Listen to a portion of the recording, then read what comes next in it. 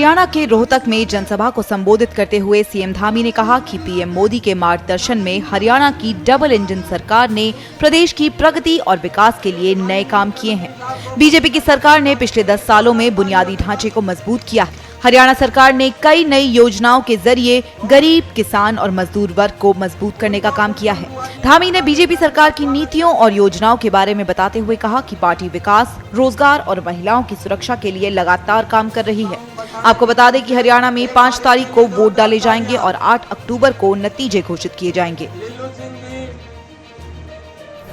अंदर हमारे प्रधानमंत्री मोदी जी के मार्गदर्शन में हरियाणा के अंदर चलने वाली डबल इंजन की सरकार ने अनेक काम हरियाणा को आगे बढ़ाने के लिए किए, हरियाणा के चहुमुखी विकास के लिए किए। पिछले 10 वर्षों की अगर मैं बात करूं तो इन 10 वर्षों में इंफ्रास्ट्रक्चर मजबूत हुआ है। अनेक योजनाओं के जरिए गरीब, किसान और मजदूर वर्ग को आगे बढ़ाने का काम हरियाणा की सरकार ने किया है।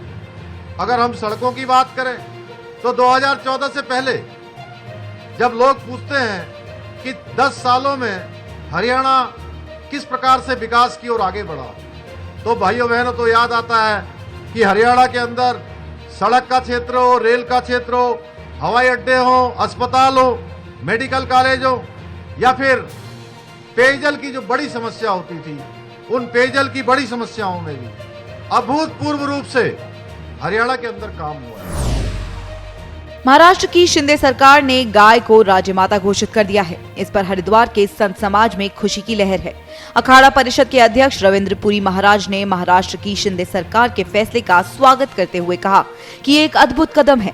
अगर ये चुनाव को देखते हुए फैसला लिया गया है तो स्वार्थ है, अगर निस्वार्थ रूप से लिया गया फैसला है तो हम इसका स्वागत करते हैं, क्योंकि महाराष्ट्र में 3 पार्टियों की सरकार है।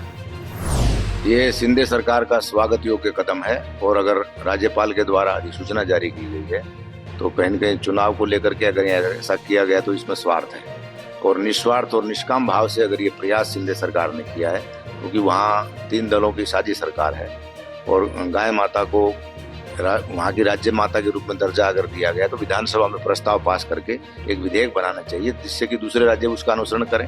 तो अखिल भारतीय अखाड़ा परिषद और सारा साधु समाज इसका स्वागत करता है, क्योंकि हमारे इतिहास में एक गौरवशाली क्षण रहा है 2 पुरुषों का, एक महाराणा प्रताप और दूसरे छत्रपति महाराज शिवाजी।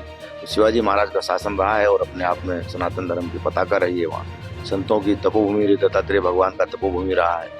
बहुत से ऐसे प्रसिद्ध मंदिर है महाराष्ट्र में, और इस प्रकार की धार्मिक भावनाओं को अगर बहुसंख्यक मात्रा में जो सनातन धर्मावलंबी उनकी भावनाओं को अगर सम्मान करती है सरकार, तो इसका स्वागत होना चाहिए।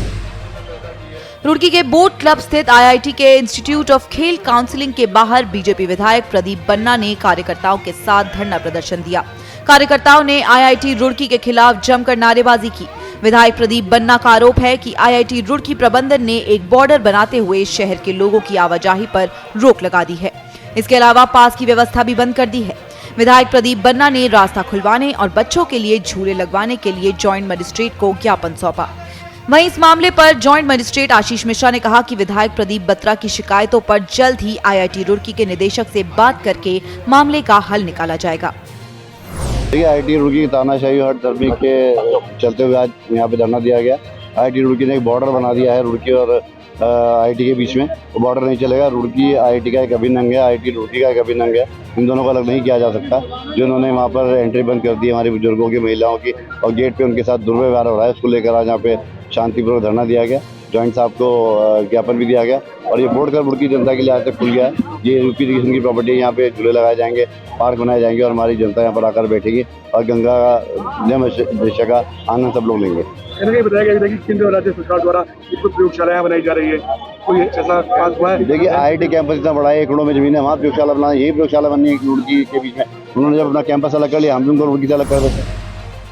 केदारनाथ यात्रा पड़ाव के महत्वपूर्ण पड़ावों में अवैध शराब और मीट का कारोबार तेजी से फैल रहा है। शराब तस्करी में नेपाल मूल के लोग ज्यादातर शामिल पाए जा रहे हैं, जबकि यात्रा पड़ावों पर मांस भी बेचा जा रहा है। रविवार को केदारनाथ यात्रा के अहम पड़ाव सीतापुर में नेपाली मूल के लोग बैगों में भरकर शराब की बोतलें लेकर जा रहे थे। इस पर जब हिंदू संगठनों को शक हुआ तो उन्हें पकड़ लिया गया। पूछताछ करने पर उन्होंने गोलमोल जवाब दिया। इसके बाद जब उनके बैग की तलाशी ली गई तो शराब की 25 बोतलें बरामद की गई।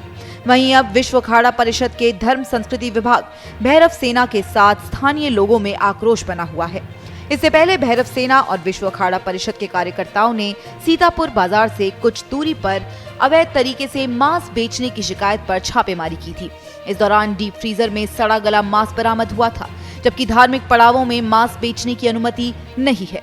वहीं पुलिस अधीक्षक अक्षय कौंडे ने कहा कि शराब तस्करों की धरपकड़ को लेकर चेकिंग अभियान निरंतर जारी है। स्थानीय लोग भी जागरूक होने लगे हैं, शराब तस्करों की धरपकड़ को लेकर आगे आ रहे हैं।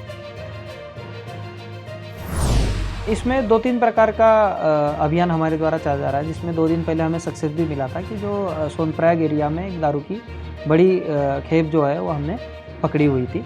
चूँकि इसमें नेपाली बहुतांश संख्या में नेपाली लेबर इस रूट पे काम करती है, तो कहीं ना कहीं नेपाली मूल के लोगों द्वारा भी शराब सप्लाई का काम किया जाता है। पर अभी सोनप्रयाग थाना हो या भीमबली हो और ऊपर केदारनाथ में भी हमारे द्वारा अल्कोमीटर मशीनें इशू की गई है और भविष्य में इनका यूज करते हुए हम लोग कार्रवाई करेंगे।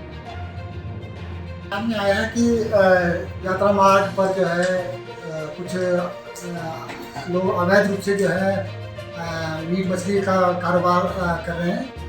उनके खिलाफ जो है सख्त कार्रवाई की जाएगी और तुरंत हम जो है उनकी जांच करवाएंगे कि यात्रा मार्ग पर कहाँ पर जो है अवैध रूप से इस तरह कार्य हो रहे हैं।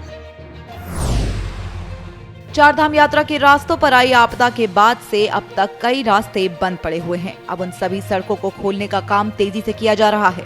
सीएम धामी के निर्देश पर आपदा प्रबंधन सचिव लगातार सभी जिलों के प्रशासनिक अधिकारियों और पीडब्ल्यूडी के साथ वीडियो कॉन्फ्रेंसिंग के जरिए बंद सड़कों की समीक्षा कर रहे हैं। आपदा प्रबंधन सचिव विनोद कुमार सुमन ने कहा कि प्रदेश भर में 68 सड़कें बंद हैं। इन सड़कों को जल्द यातायात के लिए सुचारू कर दिया जाएगा। जिन सड़कों को खोलने में ज्यादा समय लगेगा उन पर विशेष ध्यान दिया जाएगा। इसकी रिपोर्ट मुख्यमंत्री धामी को सौंपी जाएगी। सड़कों के यातायात के लिए सुचारू करने में जो लापरवाही करेगा उसके खिलाफ कार्रवाई की जाएगी। चारधाम के मार्ग पर आई आपदा के बाद कई मार्ग बंद हो गए थे, हालांकि अब यात्रा सुचारू रूप से चल रही है। इसके अलावा आपदा प्रभावित क्षेत्रों में सभी मार्गों को बहाल कर राहत सामग्री पहुंचाई जाएगी।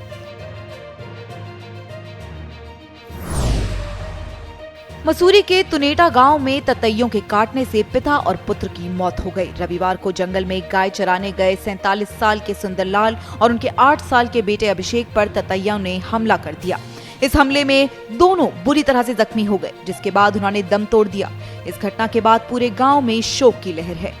जानकारी के मुताबिक सुंदरलाल और उनका बेटा अभिषेक जंगल में अपनी गाय चरा रहे थे, तभी ततैयों का छत्ता फट गया और सैकड़ों ततैयों ने अभिषेक पर हमला कर दिया।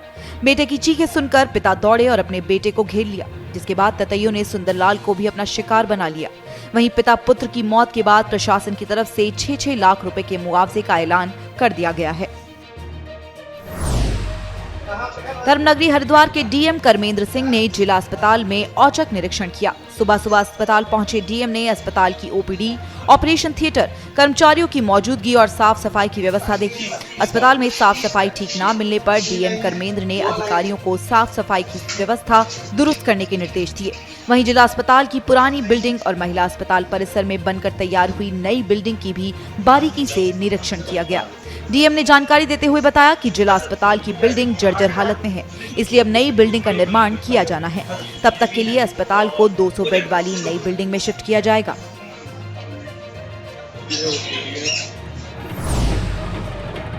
उत्तराखंड को दिव्यांगता मुक्त राज्य बनाने का अभियान शुरू हो गया है। उत्तरकाशी के हिटाणु स्थित मंजीरा देवी विश्वविद्यालय में परमार्थ निकेतन आश्रम ऋषिकेश की पहल पर दिव्यांगता मुक्त उत्तराखंड के तहत कार्यक्रम का आयोजन किया गया। इस कार्यक्रम में मुख्य अतिथि बनकर पहुंचे कैबिनेट मंत्री धन सिंह रावत ने कहा कि केंद्र के साथ उत्तराखंड सरकार ने 4 बड़े अभियान शुरू किए हैं, जिसमें पहला अभियान राज्य को टीबी मुक्त करना है। अभी तक 5500 गांव टीबी मुक्त किए जा चुके हैं। इसके साथ ही दूसरा अभियान राज्य को दिव्यांगता मुक्त और तीसरा ड्रग मुक्त राज्य बनाना है। चौथे अभियान के तहत राज्य को पूर्ण साक्षर राज्य बनाया जाएगा। इस अवसर पर उन्होंने उत्तरकाशी में शिक्षा व्यवस्था और स्वास्थ्य सुविधाओं में सुधार के लिए 110 करोड़ रुपए की लागत की कई महत्वपूर्ण योजनाएं स्वीकृत की। वहीं परमार्थ निकेतन के स्वामी चिदानंद सरस्वती ने जिले में एमबीबीएस कॉलेज की स्थापना के लिए 1 करोड़ की धनराशि देने की घोषणा की। यहाँ पे जितने भी दिव्यांगजन लगभग 65 लोगों को यहाँ पे आज उन्होंने कृत्रिम अंग दिए हैं। और जो प्रधानमंत्री मोदी जी का सपना है और हमारी सरकार का कि हमको उत्तराखंड राज्य को भी और भारतवर्ष को भी दिव्यांगता मुक्त करना है, उसके लिए एक बड़ा अभियान पूज्य स्वामी जी ने लिया है, हमारे विश्वविद्यालय ने लिया है और महावीर सेवा सदन के संस्थापक और उनके जितने भी प्रमुख लोग हैं उन्होंने लिया है। आज उनके एक भव्य कार्यक्रम उत्तरकाशी में था, उसमें मैं भी आज यहाँ पे आया हूँ और मुझे बड़ी खुशी है कि उत्तरकाशी के दिव्यांगजनों के आज चेहरे बहुत खुश मिजाज हैं कि उनको जो है आज नई ज़िंदगी मिली है।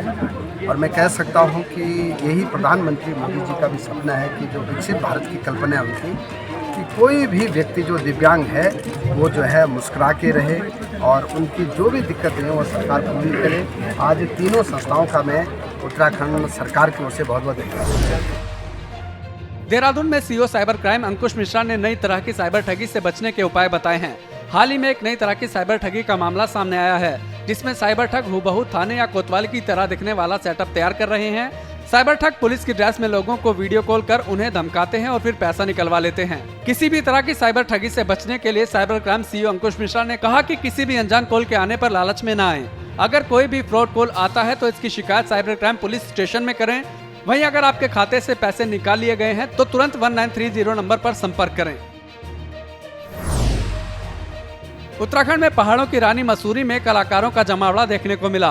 भारतीय फिल्म, टेलीविजन और पटकथा लेखक के रैना और राजस्थानी लोक पॉप गायिका इला अरुणी ने उत्तराखंड होटल एंड रेस्टोरेशन के प्रदेश अध्यक्ष संदीप साहनी से मुलाकात की।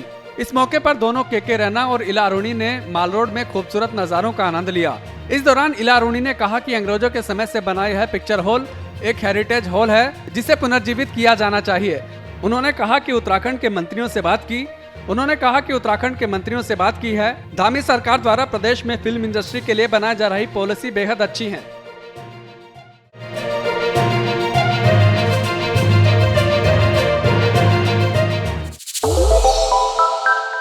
श्रेष्ठ उत्तराखंड पर खबरों से जुड़े रहने के लिए चैनल को सब्सक्राइब और लाइक करें, बेल आइकन दबाएं और देखते रहें श्रेष्ठ उत्तराखंड।